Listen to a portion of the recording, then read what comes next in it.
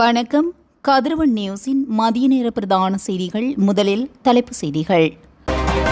போர் நிறுத்தத்தை தொடர்ந்து எண்ணெய் விலையில் ஏற்பட்டுள்ள உடனடி மாற்றம். டெட்வா சூறாவளியால் பாதிக்கப்பட்ட தோட்ட குடும்பங்களுக்கு புதிய வீடமைப்பு திட்டம்.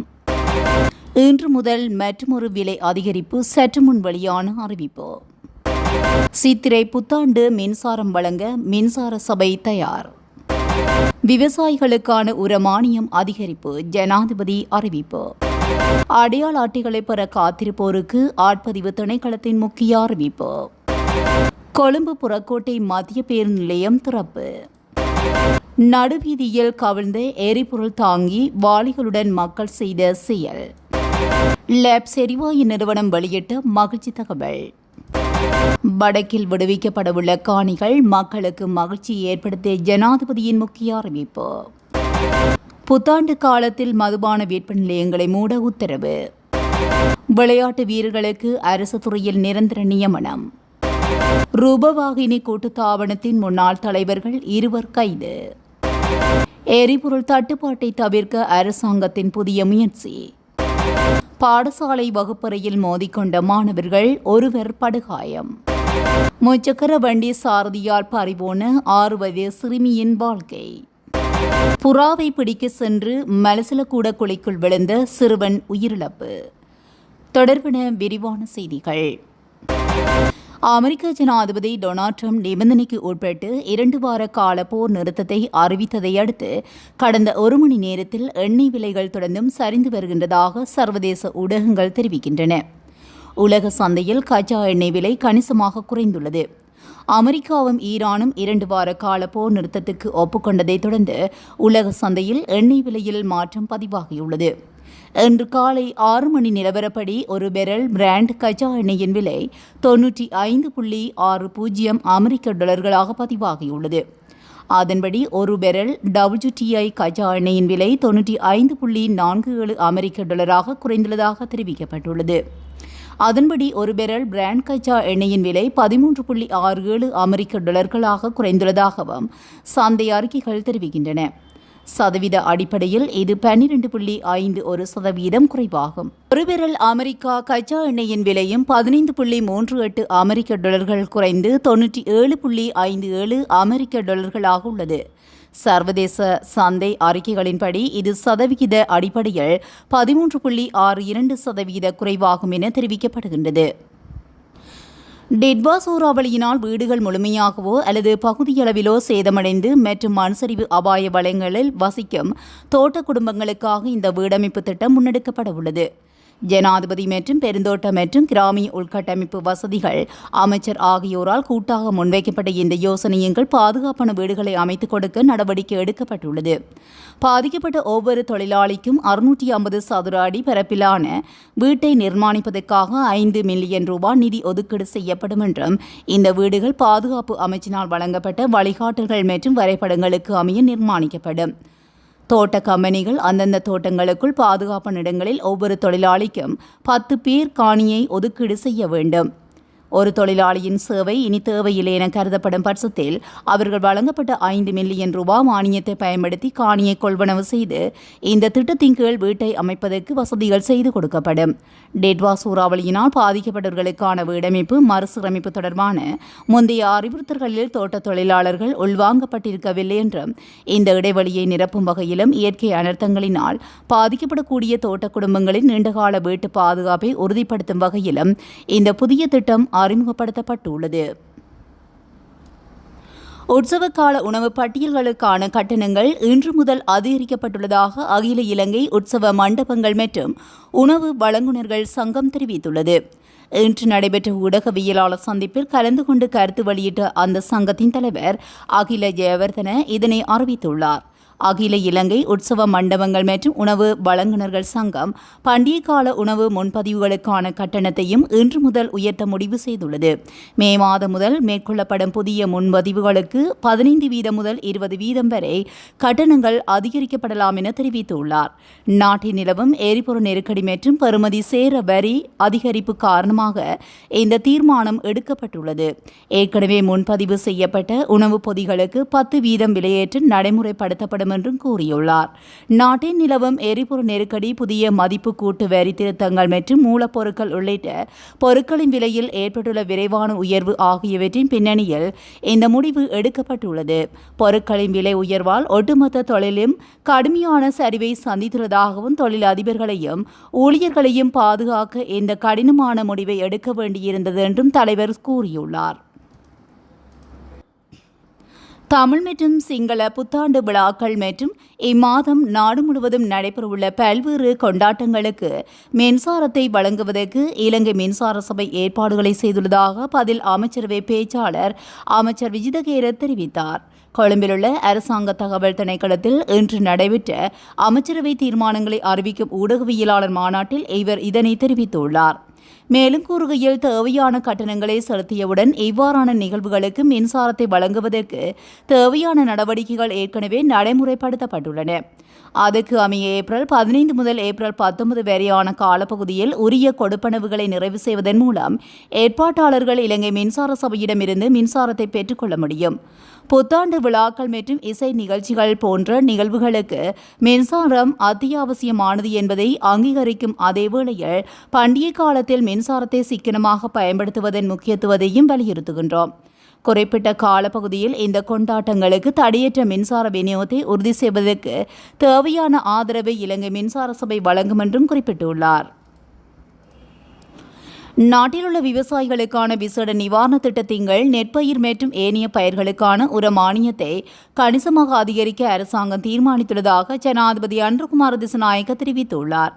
நாடாளுமன்றத்தில் நேற்று விசேட உரையாற்றிய போதே ஜனாதிபதி இந்த முக்கிய அறிவிப்பை வெளியிட்டுள்ளார். அதன்படி நெல்லுக்கான உர மானியம் 25,000 ரூபாயிலிருந்து 30,000 ரூபாவாக அதிகரிக்கப்பட்டுள்ளதாக சுட்டிக்காட்டினார். ஏனைய பயிர் செய்கைகளில் ஈடுபடும் விவசாயிகளுக்கான மானியம் 15,000 ரூபாயிலிருந்து 18,000 ரூபாவாக உயர்த்தப்பட்டுள்ளது என்றும் குறிப்பிட்டுள்ளார். பழைய விலையில் கொள்வனவு செய்யப்பட்ட பெருமளவிலான யூரியா உர கையிருப்பு உள்ளதாகவும் இதன் மூலம் விவசாயிகளுக்கு எவ்வித தடையுமின்றி உரங்களை வழங்க நடவடிக்கை எடுக்கப்பட்டுள்ளதாகவும் ஜனாதிபதி இதன்போது தெரிவித்திருந்தமை குறிப்பிடத்தக்கது. தேசிய அடையாள அட்டைகளை பெற்றுக்கொள்வதற்கான ஒருநாள் சேவையானது அத்தியாவசிய தேவையுள்ளோர்களுக்காக மட்டுமே இன்று முதல் மீள ஆரம்பிக்கப்பட்டுள்ளதாக ஆட்பதிவு திணைக்களம் அறிவித்துள்ளது. இந்த சேவையானது திணைக்களத்தின் பிரதான அலுவலகம் மற்றும் பிரதேச அலுவலகங்களில் முன்னெடுக்கப்படும் என அதன் பதில் பணிப்பாளர் நாயகம் விடுத்துள்ள அறிக்கையில் குறிப்பிடப்பட்டுள்ளது. அத்துடன் திணைக்களத்தின் கணனி கட்டமைப்பு சீர் செய்யும் பணிகள் தற்போது முன்னெடுக்கப்பட்டு வருவதாகவும் தெரிவிக்கப்பட்டுள்ளது. இருப்பினும் பிரதான அலுவலகம் மற்றும் பிரதேச அலுவலகங்களின் சாதாரண சேவைகள் மற்றும் முன் வரிசைகள் சேவைகள் மறு அறிவித்தல் வரை தற்காலிகமாக நிறுத்தி வைக்கப்பட்டுள்ளன. கணனி கட்டமைப்பு முழுமையாக சீரமைக்கப்பட்ட பின்னர் அனைத்து சேவைகளும் வழமை போன்று தொடர்ச்சியாக முன்னெடுக்கப்படும் என அந்த திணைக்களம் மேலும் தெரிவித்துள்ளது. புதுப்பிக்கப்பட்ட கொழும்பு புறக்கோட்டை மத்திய பேருந்து நிலையம் இன்று காலை 10 மணியிலிருந்து சேவைக்காக திறந்து வைக்கப்படவுள்ளது. இலங்கை விமானப்படையின் பங்களிப்புடன் இந்த நவீனமயமாக்கல் செயல்முறை மேற்கொள்ளப்பட்டுள்ளது.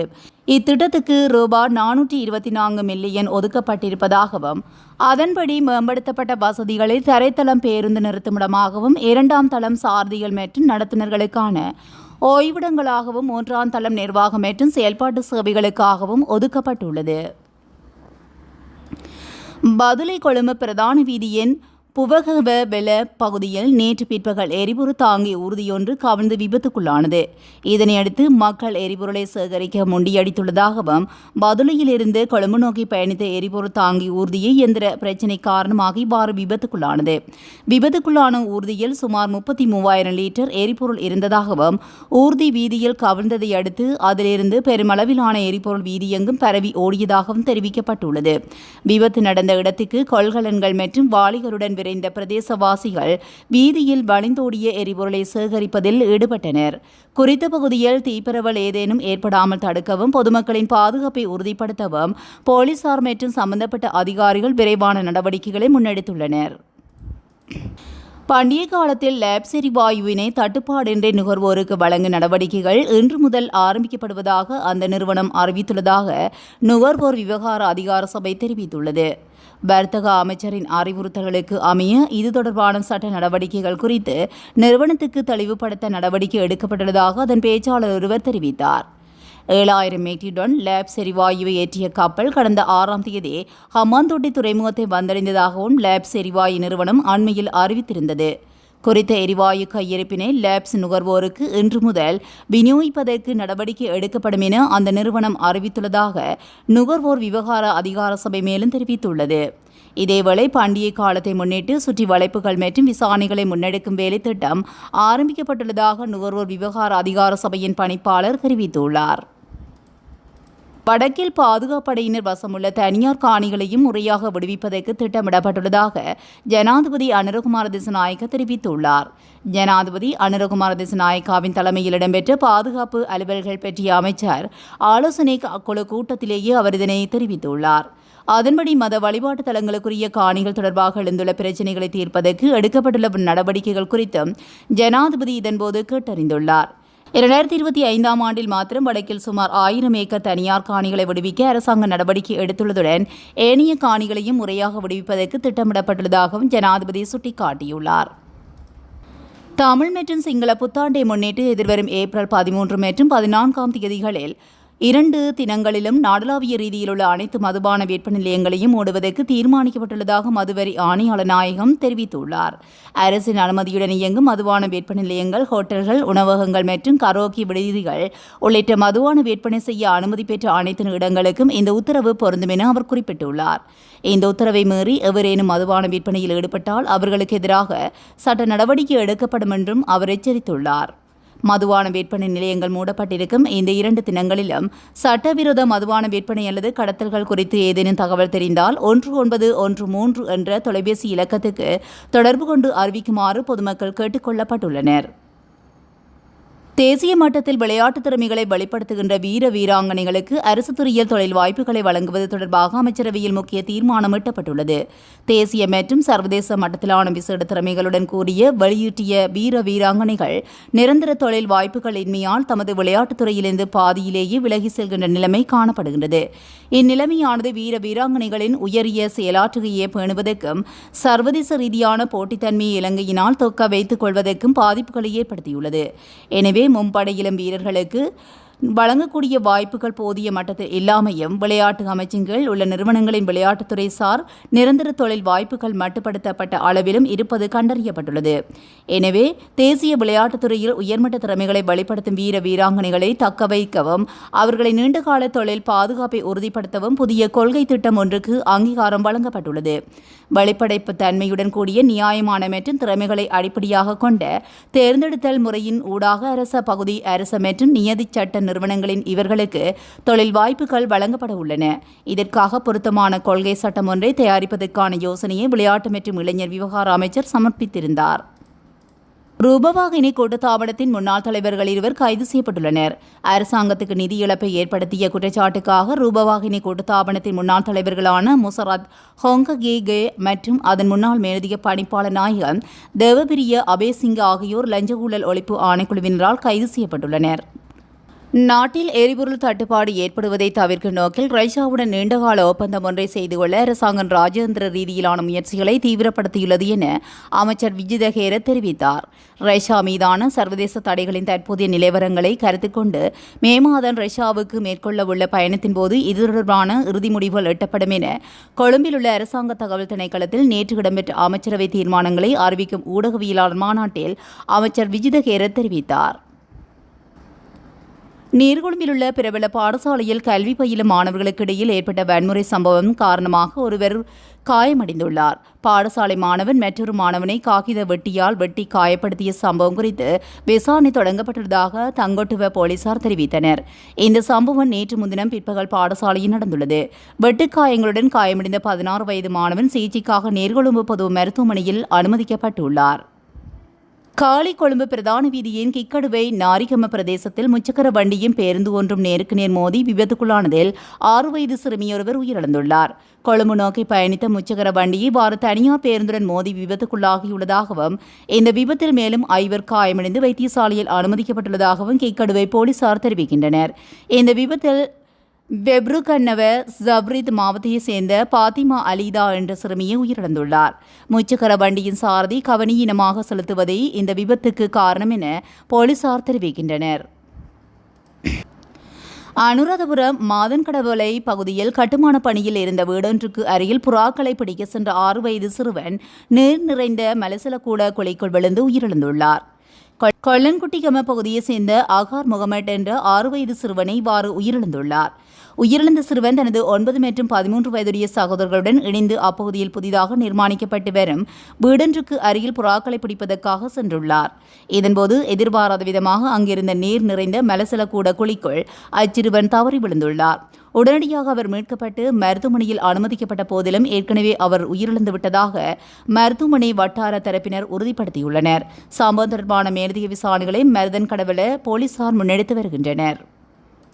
இத்துடன் கதிரவன் நியூஸின் இன்றைய நாளுக்கான மதிய நேர பிரதான செய்திகள் நிறைவடைகின்றன. தொடர்ந்தும் செய்திகளோடு இணைந்திருக்க கதிரவன் நியூஸுடன் இணைந்திருங்கள். நன்றி, வணக்கம்.